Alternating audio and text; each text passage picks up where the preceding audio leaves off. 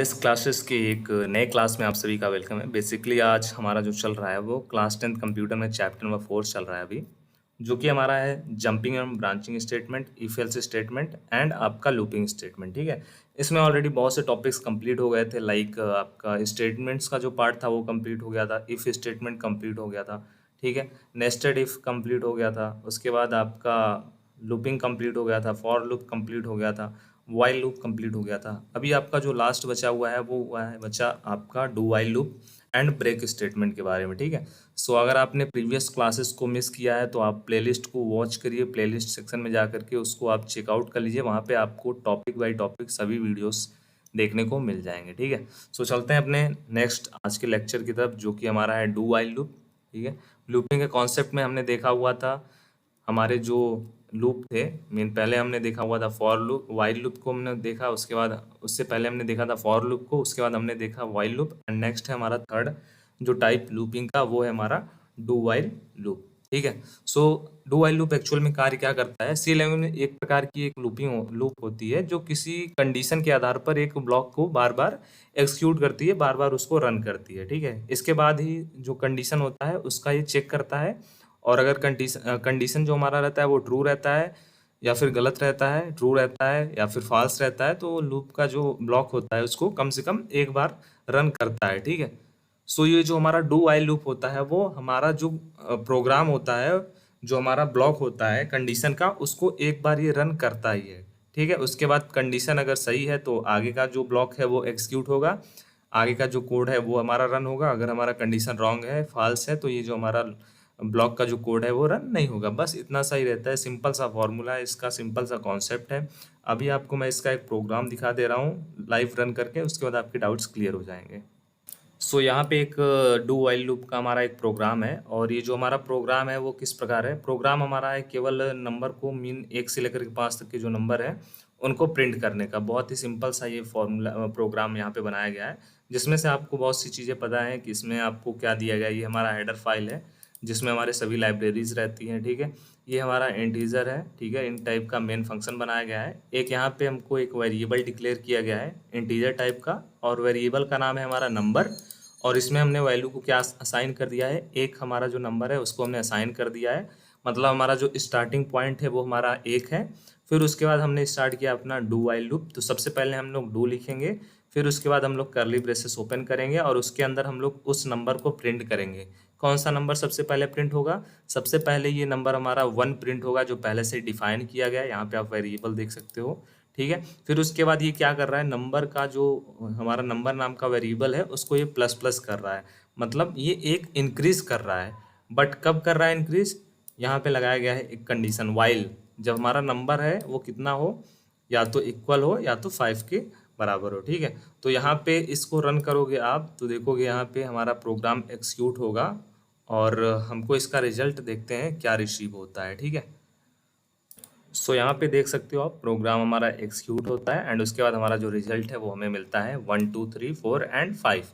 यही हमने कोड में लिखा हुआ था, यही हमने कंडीशन में लिखा हुआ था हमारा, कि जो हमारा नंबर प्रिंट होना चाहिए तब तक प्रिंट होना चाहिए जब तक हमारा जो नंबर का वैल्यू है वो 5 के इक्वल, या फिर 5 या फिर 5 के इक्वल ना हो। ठीक है, इससे ज़्यादा नहीं होना चाहिए, तब तक हमारा जो है ये प्रिंट करेगा। 1 2 3 4, यहाँ पे 5 प्रिंट हो गया। ठीक है, नेक्स्ट हमारा जो पॉइंट रहेगा, टॉपिक रहेगा, वो रहेगा लूप को हम लोग कैसे ब्रेक कर सकते हैं, लूप को हम लोग जल्दी कैसे बाहर निकल सकते हैं लूप से। ठीक है, जैसे हमने क्या पढ़ा? लूप पढ़ा।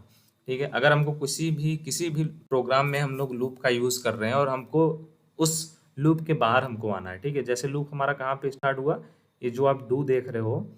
ठीक है, लूप हमारा यहाँ से स्टार्ट हो रहा है एंड एंड कहाँ पे हो रहा है? ये हमारा एंड यहाँ पे हो रहा है। ठीक है, ये दोनों हमारा क्या है? डू भी हमारा लूप है, वाइल भी हमारा लूप है। ठीक है, डू वाइल, ये हमारा डू वाइल लूप है। ठीक है, सो अगर हमको इसमें से बाहर निकलना है तो उसके लिए हम लोग क्या यूज़ करेंगे वो हमको पढ़ना है। ठीक है, तो हम लोग उसके लिए यूज़ करते हैं पहला ब्रेक स्टेटमेंट। ठीक है, ब्रेक स्टेटमेंट के का हम लोग यूज़ करके हम लोग किसी भी लूप से बाहर आ सकते हैं। जैसे इसका डिफिनेशन सबसे पहले समझते हैं। जो हमारा ब्रेक स्टेटमेंट होता है उसका यूज़ लूप जैसे कि फॉर, वाइल लूप या फिर स्विच स्टेटमेंट से को तुरंत बाहर निकालने के लिए किया जाता है।